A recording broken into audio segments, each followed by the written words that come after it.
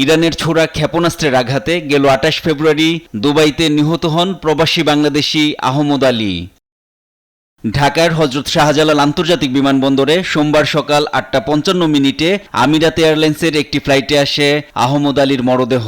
পররাষ্ট্র প্রতিমন্ত্রী শামা ওবায়দ ইসলাম এবং প্রবাসী কল্যাণ ও বৈদেশিক কর্মসংস্থান প্রতিমন্ত্রী মোহাম্মদ নুরুল হক নূর আহমেদ আলীর মরদেহ গ্রহণ করতে ঢাকা এয়ারপোর্টে উপস্থিত ছিলেন।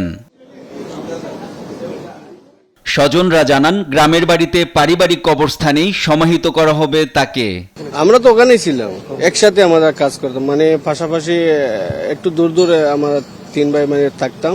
পররাষ্ট্র প্রতিমন্ত্রী শামা ওবায়দ বলেন, আহমদ আলীর পরিবারের পাশে থেকে প্রয়োজনীয় সব সহযোগিতা করবে সরকার। আমাদের প্রাণ লাগছে, খুব খাচ্ছি, আরাম পাচ্ছি।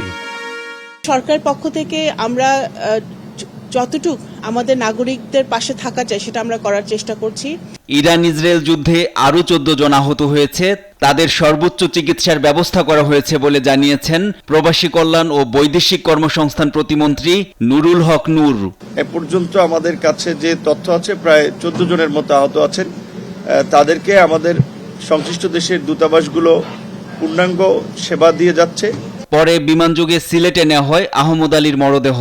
সেখানে মরদেহ গ্রহণ করেন প্রবাসী কল্যাণ মন্ত্রী আরিফুল হক চৌধুরী।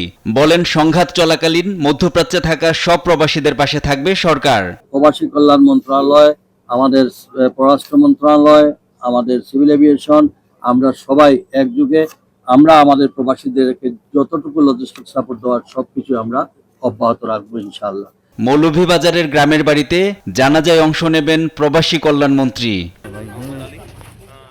NI নাহিদ, দেশ টিভি, ঢাকা।